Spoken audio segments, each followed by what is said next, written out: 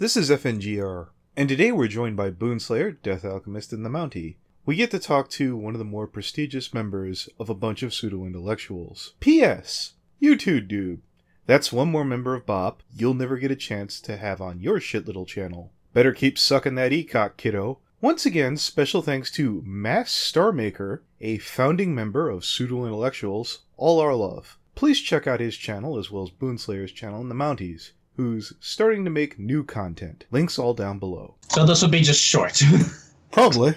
I don't think I have anything that's super edgy, and if I do, I've masked it where it doesn't seem like it is. Alright, just if anything, if you have any important questions you feel like you need to ask, I don't mind answering them. Oh, okay. Well, then yeah. I guess, Cameron, when we get towards the end, I want you to take the brakes off entirely. Oh, good. Yeah.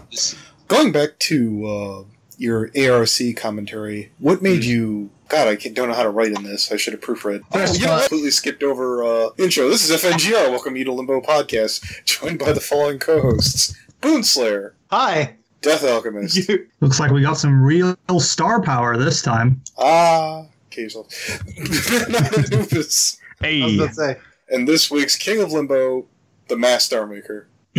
I keep thinking of Starmaker Bolin from Pro Wrestling, but go ahead. So yeah, getting back to, what is it, ARC commentaries, thing else at the time. You know what? You mean my one shot? Yeah, your one shot. How would you say that averages versus today's modern commentaries on a scale of 1 to 10? Do you think things have gotten better or worse since then? If we're talking about art, or at least, he did, I think he may have went downhill a little bit, but to talk about the overall commentary, I think I still stand by it. If I had to rate it, it's pretty much a 9 out of 10. I didn't mean your work. I wasn't beating up on you. I think the question he's asking is, how shit was Ark's video? Yeah, in comparison to the you mean the original videos. So you mean the original video? Yeah. Let's put it this way. It was garbage. Okay, still, that is still the one thing I'm still going to say about it. Is that I think it was a really bad video because I haven't felt like I had a headache in so fucking long. Okay then, I'm terribly sorry. I'm not even joking, by the way. Oh, we believe you. Ark the Clarinet Master, the bringer of headaches. Yep. Yeah, I saw that video. I was kind of getting a headache watching it, and I normally have a very high tolerance for boredom. Yep. Mm-hmm. So. And normally I would have a high tolerance for bullshittery. Yeah. Every commentator needs a tolerance for bullshittery. Exactly. You had your channel since 2013. You go back about 3 years for making videos. What's your brightest work, and let's say what's your least favorite? Brightest. Okay. Do you mind if I take a minute to actually look through? Oh, no, by all means. I can kill through dead time. Make sure to notice your least favorite while you're there, too. My God.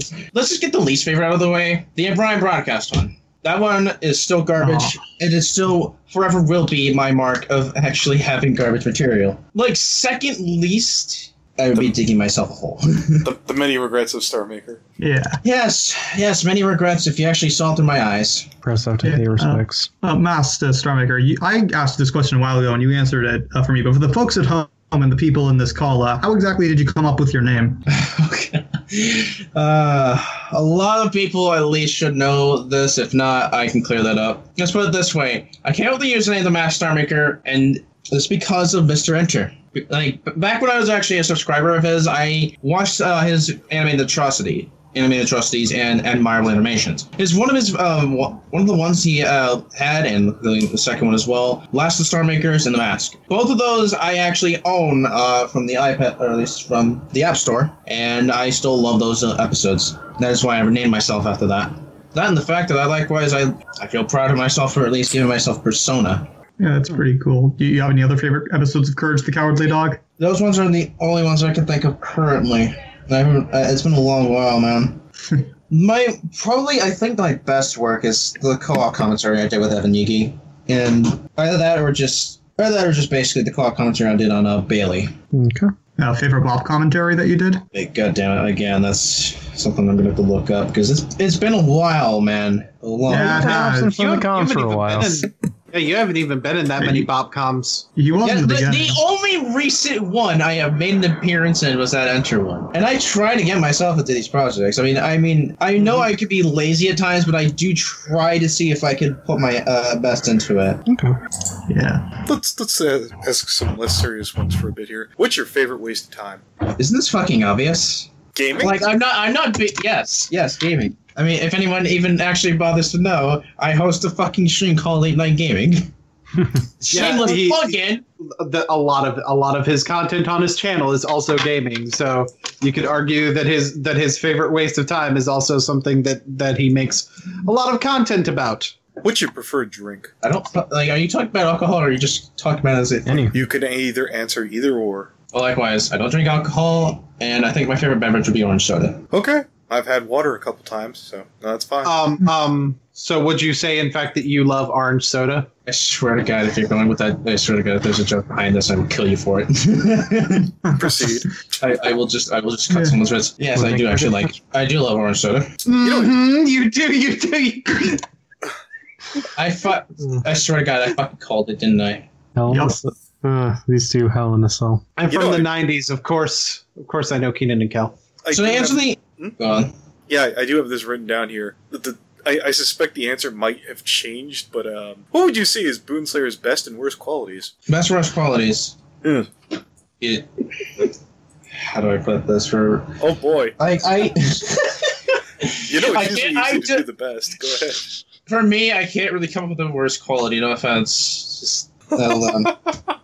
They're all bad qualities. Okay then. Although for Boon, I do like the fact that likewise you're able to try to look on to like both sides of the spectrum, like for an argument, and you're able to I guess deduce your own conclusions. All right.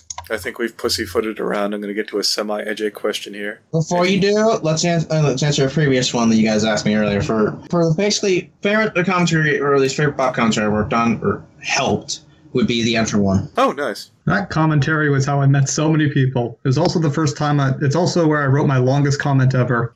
Yes, you fucking did. And I was like, friggin', I disagreed with that commentary thoroughly, so I was like, I'm going to type it here, and then I'm going to type it in their discussion, then I'm going to send it to them, I'm going to send it to each of the fucking bot members who notice so they can see me. to notice me. I think you're the only, basically, I'd be the only one that you haven't sent any complaints to for that.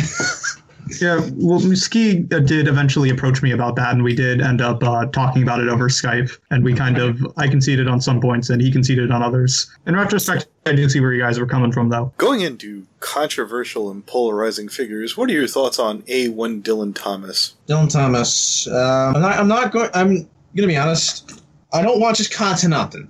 I do think he's cool. Like, let's put it that way. I do feel he's cool, but I do feel his egotism does kind of raise the bars a little bit. By that I mean badly. And there's no offense to the guy or anything. Hell, okay. if he's even fucking watching this, no, you're gonna be okay. I know, but still, Yeah, it'll be fine. Dylan, I still think you're cool, mate. The only way you'll get in trouble is if Dove watches this, so then it'll probably get back to Dylan that way. Good. Oh, yeah, you're totally screwed. Yeah. I swear to God, if I need to make a joke about Dylan, just so I can get a I can have a good laugh at him. Sheep fucker. Okay. All right. Sorry. So I know that one. speaking of commentaries, out of curiosity, Starmaker, how did you even come across commentaries and decide you wanted to make them for a while and like meet like Rion and Lorenzo and those guys when you founded Bop? I should probably just split this off from the beginning. How I got into commentaries. I didn't get into like any other commentators. The one person that I actually got into was a channel by the name of Trollbusters. That literally was how I was like knew of the CC a little bit, and then later on, as I found out like Hobbes, Sir Raven, TOG, and a couple other people I've actually I call basically like whatever. Just they're just fucking cool people. Let's put it that way. I miss TOG. I think he's still doing his stuff. It's just like I said, he's fucking busy with his life. Nowadays, he's just doing stream or updates. Another question about meeting Rhino on that. I blame the Orion broadcast commentary. That is literally how I met Ryan. Just he commentated on the video. Said video, by the way. I won't lie about this. I honestly cringed. And I think, like, if anything, Ryan admitted that to me as well. Like, both of us admitted that at the very least we cringed at, like, the actual commentary. And I would basically say at this point it's disowned, but it's still left for anyone that wants to view it, even if you fucking want to. Even though it's a fucking plagiarism of Sir Raven. You covered Eddie the Scammer back in 2014. Seeing how, current CC drama is, how do you feel it's different? Is it better or worse for some complaints that you see today? So, for the CC, are we addressing Eddie the Scammer or CC here? Just make sure. Well, wasn't he Eddie the sort of Scammer has a lens to view the CC. Okay, so let's put it this way. He is sort of right about the CC, but in the wrong ways. The CC, I'm not going to lie, I know it's an argumentative community, but I feel as of recent, it's beginning to be more hostile, I feel. Like, instead of, being able to bring it up on Skype conversations, instead we're in the comment section and it kind of, it basically makes us out to be like, we're like hostile towards you. And even though we try not to be, it's still there, And the CC just, I think, got stressful over time. I wouldn't say toxic, but it's more so, like, stressful. Like, there's just more drama than it already has to be. Like, obviously, we all fucking know the drama that goes around, so I don't think I have to explain too much. No, I understand. On a related question to Eddie the Scammer, if there were one YouTuber that you could punch in the fucking face, who would it be and why? No consequences, by the way. Yeah. No consequences whatsoever. Just punch him right in the fucking face. Okay, that's a hard one. I'm not gonna lie. I would never, I don't think I have ever felt like I want to punch someone in the face. The only two people I could probably want to do this. Key in your car, how's that? Fucking Chris, no. It's been a fucking while, though. Currently, as I can think, I'd probably just either, punch any scammer in the face. Just that. Either that or anyone still knows about him, the amazing Spook with a brain. Who the fuck is that? Oh, I remember Spook. God, he was cringe. Yes, he was. Lots of it. I have context for some time. That was also the time. There was also the time where Jackie was also stressful too to be around. But again, I'm assuming that would probably have changed, or sort of. Why was that Spook dude so cringy? What did he do? It's been a while since I remember, but I know for a fact that he liked to start shit. Yeah, he was one of the few people that were one of the first, I should say, that made hit pieces on Bob. Yeah, and especially since said person went after I believe Jackie. Well, no, like they had a whole drama to them, I believe. Yeah, Jackie had an interesting period, but that's another story. Yeah. Well, here's one I'd asked a while back. I forgot who I originally asked this to. Who's been some people in the commentary community whose opinion that you got better on, and then the more you saw of them as you got deeper into the community, maybe got worse? You mean like overall? Or just in content? Well, the example I think Ryan used was M-Skulls. He's like, the more he found out about him, he's like, eh. I think for the people that have gotten better over time, if you got to like talk to them or anything like that, or you saw more of their work, you either saw them improve or them deteriorate. I know this was gonna. I know this is probably gonna be a typical answer, but I think I know it's basically I'll just say Hobbes. I like most of his a series that he does with like the logo corners because it's an interesting way to bring about history with logos, and I do feel like at least he's with commentating style, he still retains his spark. Oh yeah, no, I love Hobbes stuff. Like I know that probably would seem like a typical answer, but it's just there's not much other people that I could say like have improved over the course of time. The other person I can think of would probably be Lorenzo, and that's more so because he is full of fucking memes. Well, he'll be psyched to hear that. I actually keep in touch with Lorenzo, or rather, he keeps in touch with me. I can't get it. By the way, Lorenzo, God damn you! I'm sure at some point while you may have gotten me into fucking Yu-Gi-Oh, and that is something I basically refuse to not do. And granted, I still don't like Yu-Gi-Oh, but I'll still probably do a couple of duels and whatnot. If I suck at it. I would expect Lorenzo in the comment section to this video to probably be saying something about activating my underpants. Probably. I activate my underpants. I activate my underpants. I did it, guys. Shut the fuck up now. Well, I activate my counter trap card, erectile dysfunction. Oh, dude. Jesus, I'm not sure I could follow up anything with that. What's the most expensive thing you've ever had lost or stolen? Hey, what? Yeah, no, I was just trying to get off the erection conversation. You mean the fucking erection that destroyed fucking Missouri? Sure. Most expensive thing I dropped. Lost or stolen. You've had lost or stolen. That is, I can't fucking recall, actually. Well, I mean, that's good, probably. Either that or you fit her away a lot. So I'm just going to just say you've been very frugal and careful. Yep, pretty much. Yeah. All right. There is one here that's going to be a bit of a surprise, I think, to maybe the other people on the call. Is it cool to finally lead out with, I'll just ask it. Any parting words to your friends now that you're stepping down from Bob? Oh, shit! Okay. You had to bring that up. You had to bring that up, but yes, parting words. So, well, yeah, I basically decided, oh, hey, I'm really getting tired of Bob. And it's not because of, like, it's not because any other members. Let's put it this way. Like, maybe a personal reason, but I'm not wanting to admit it here. Because, I mean, this would be something that's going off live, for fuck's sake. But basically, it's just, I don't know. It's just, I'm the one thing I'm just tired of, and I apologize at anything. I apologize being, like, a fucking walking shadow. Like, I feel left out. I feel like I want to do something. And it's like I can't. I expressed this too, or at least in the chats. I mean, even if I'm not active, and I know that for the most part, anyone in the bot chats can call me out for, oh, hey, you're not active in the fucking chats. Yeah, no, but technically speaking, this is a guy that works at school and games most of his fucking life. But parting words, though, to say, I hope Bot will continue to be successful and go with a bang, basically. Like, I still care about Bob as a second family. There is simply no doubt in my mind, because it's been a really fun ride, a really fun, a long way, because I've met people that I thought I would never meet. Like, that I never thought I'd fucking meet Hobbes of all people. I never thought I'd meet Scarlet Otaku, Mr. Sir Raven, a couple of others that I'm honestly surprised I have met, and honestly, I think they are cool and fucking awesome, mates. Speaking of Bob, what is your favorite Bob commentary that doesn't have you in it? Okay, so this is a typical one. That hour-long commentary with Kayden, Hobbes, Blaze, and what's the fucking fourth one? God damn it. Akraloth, yes. Sorry, Akraloth!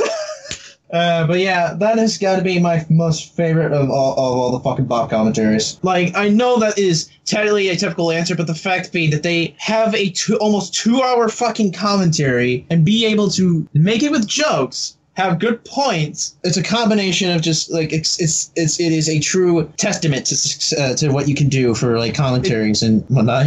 What that commentary really is kind of like the perfect storm of just the right things coming together to make that work. Yeah, pretty much that. That is in my opinion still a fucking wonderful commentary no matter what. Unless something else can probably best it. I think for now, that would probably be saying my favorite for quite a long while. What would you say is the weakest Bob commentary? Oh boy, for weakest, let me actually go look.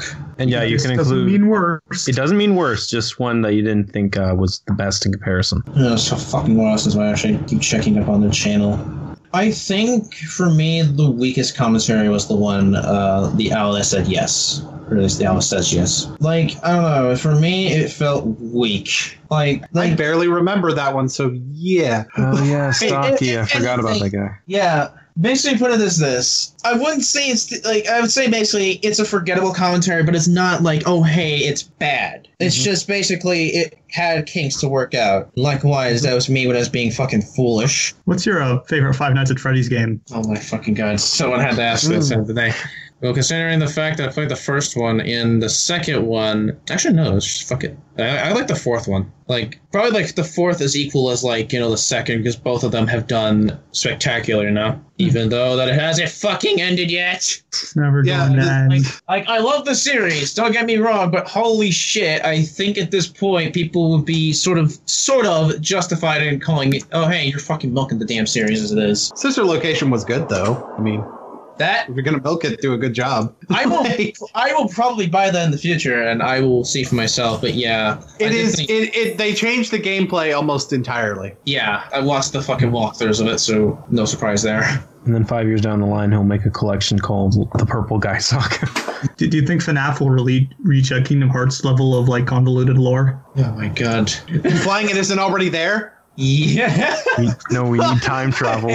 I mean, I don't know. That might be part of it already. We don't really know. It's like Five Nights Dream Drop Distance where you go back in time. I hate saying this, but I never played Kingdom Hearts.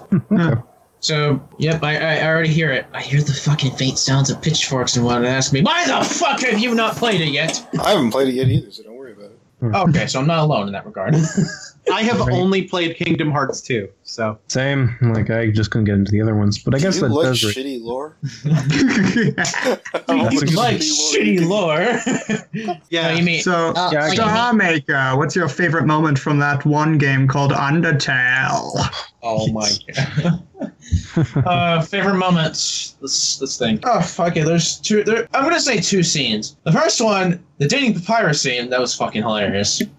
That has to be one of the funniest things I have pretty much experienced. And the second one being the fucking final battle, like for the true ending. Because That was a good one. yeah, like even if you didn't die, that was still a fucking badass fight. Complimented with the fact that badass music that went follow along with it. Yeah. To this fucking day, Hopes and Dreams and his theme are probably still one of my favorite tracks from Undertale, regardless. Okay, I have a really hard question for you. Which fan base is more cancerous? The FNAF fan base or the Undertale fan base? FNAF fan base. There you go. there you That go. was a lot easier than I thought it would be. As much as I love Five Nights at Freddy's, its fan base sucks. That is something I wholeheartedly agree with. That back then it was crap, and especially since we had little kids and whatnot. I mean, don't get me wrong. And so I guess if they can handle it, keyword being can, but likewise, it's like Minecraft, but worse.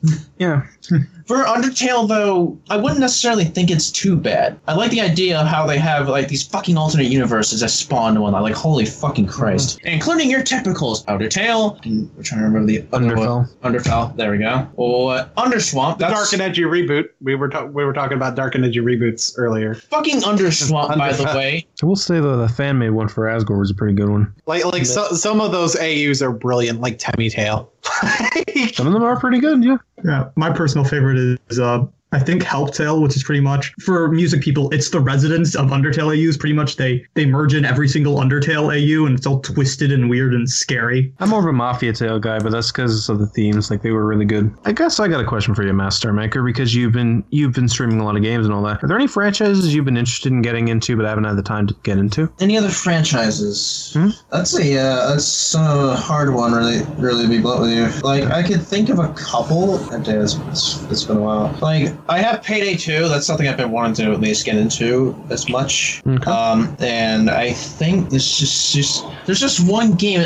Never mind. There we go. There is Legend of Zelda. I mean, granted, I only played Ocarina of Time and Majora's Mask, but I'd actually still would like to play some of the other games that I'd be invested in because, I mean, for fuck's sakes, it's a fucking good series, even with its also convoluted timeline. Starmaker, since you in your enter commentary you used a modified what's it called, a demo man from TF2, do you believe that the game has gone downhill as of late? Or when did that begin? First of all, that modified Demoman's name is Demo Samurai, basically, if anyone didn't know. And second, honestly, I'm not even sure at this point. I still want to play like TF2 or so in the whole community, but it's at the same time, it's hard to get back into a game when one of your favorite game servers for like community servers or whatever fucking dies. Oh, what was the server?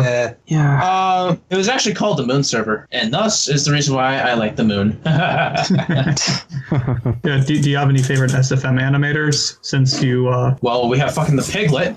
And I'm not even joking by that. I think that's what his YouTube name literally is, and he is a wonderful fucking SFM animator. He is probably one of the crowning people I would want to do SFM animations to, like, see whether or not where I stand and where I can basically do from here on out. Recently, I've only been able to do like photos, or at least like pictures or whatever. But I would love to continue to be an SFM animator and see how far I will go. Actually, no, goddammit, that's not the Piglet. It's the Winglet. Fuck. Yeah, no wonder I couldn't find it on the search engine. Sorry, bud, if you're even fucking watching this. So, is everyone satisfied? Yeah, I'd say so. Yeah, I'd say so. Alright, see, that wasn't so bad, Star.